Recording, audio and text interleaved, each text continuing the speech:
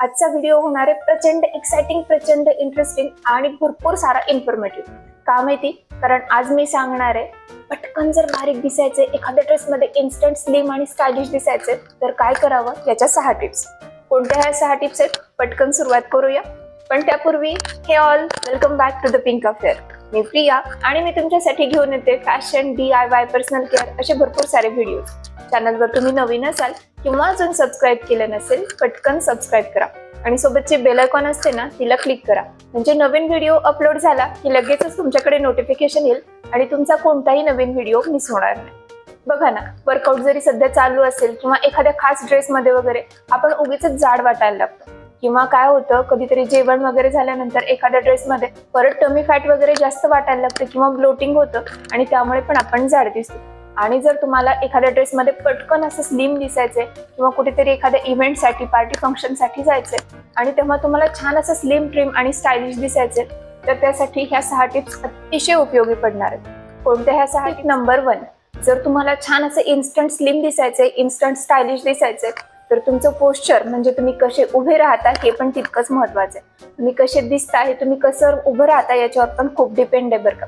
बघा ना, एखादा व्यक्ती अगदीच असा गबळ्यासारखा असा खांदे पाडून उभारला असेल किंवा एखादी स्त्री तशी उभारली असेल, आपोआपच छातीचा भाग किंवा पोटाचा भाग जास्त असं बाहेर आल्यासारखा दिसतो आणि त्याच्यामुळे आपण आणखीन जास्त जाड दिसायला लागतो. तेच जर आपण छान ताठ उभारलोय, पाठीचा कणा वगैरे एकदम छान असा ताठ केलेला आहे, खांदे वगैरे छान असे ब्रॉड एकसारखे असतील, अशा वेळी आपण छान असे व्हर्टिकल, लिनियर दिसायला लागतो, उंच दिसायला लागतो आणि उंच दिसल्यामुळे आपोआपच आपण थोडेसे बारीक, स्लिम दिसायला लागतो.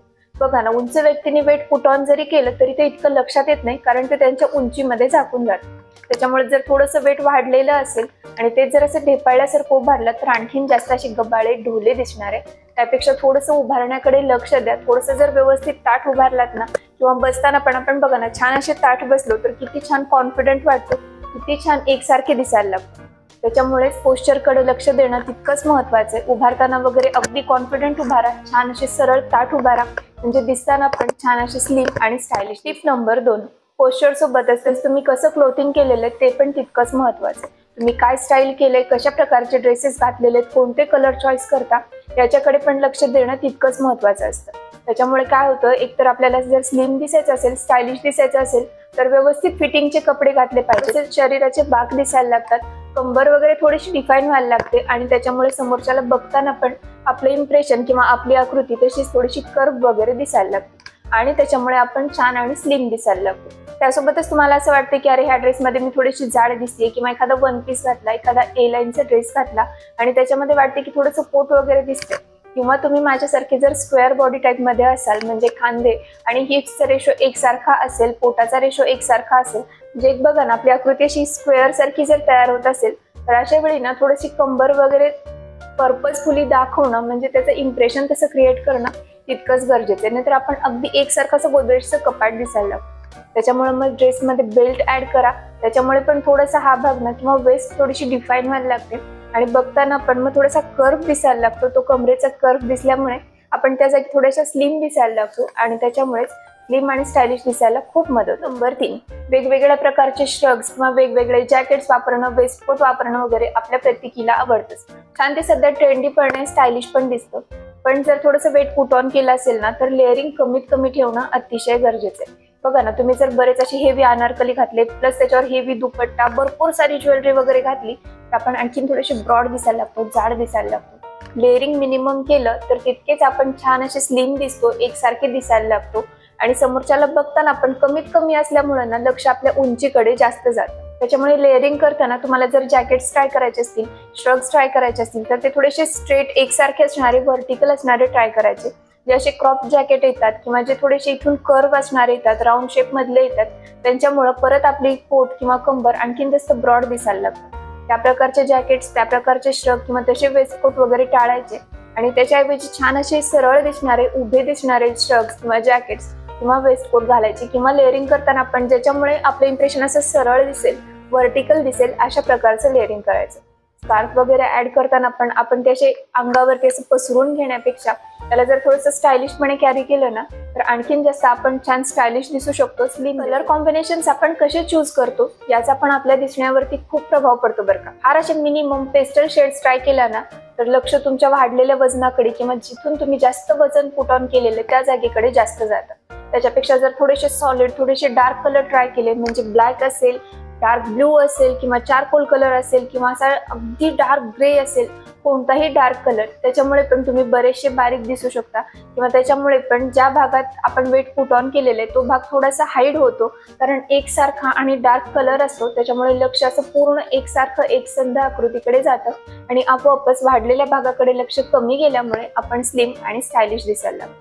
त्याच्यामुळे कलर पॅलेट चॉईस करताना पण तुमच्या स्किन टोनला मॅच होणारे आणि त्यातल्या त्यात छान असे डार्क असणारे सॉलिड असणारे कलर ट्राय करायचे. त्याच्यामुळे पण आपल्या दिसण्यावरती आणि ओव्हरऑल आपल्या स्टायलिंग वरती फरक पडू शकतो. आपण चूज केलेले ॲक्सेसरीज म्हणजे आपण कानात किंवा गळ्यातले वगैरे कसे चॉईस करतोय हे पण आपल्या दिसण्यावरती भरपूर इम्पॅक्ट करतात बरं का.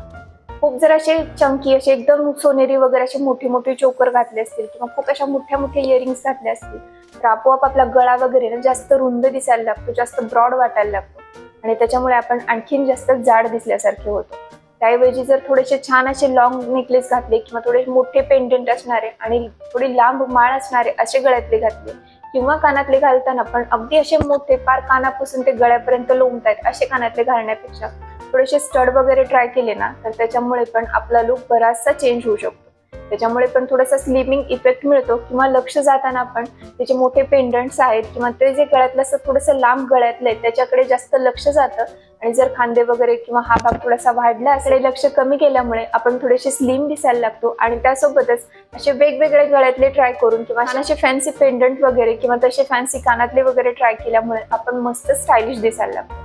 त्यामुळे तुम्ही ॲक्सेसरीज कशा वापरता किंवा त्यासोबतच ओव्हर ॲक्सेसरीज करणं पण म्हणजे अगदी 3-4 गळ्यातले एकावरती एक घातलेले आहेत किंवा अगदी इथे एक चिटकून घातलंय काहीतरी चोकर, परत एक गळ्यातलं, परत एक मोठी माळ घातली, कानात पण मग असे मोठे मोठे कानातले, भरपूर बांगड्या घातल्या, या प्रकारच्या ॲक्सेसरीजच्या पण ओव्हर लेअरिंग केल्यामुळे आपण परत जाड आणि मोठे ब्रॉड वाटायला लागतो.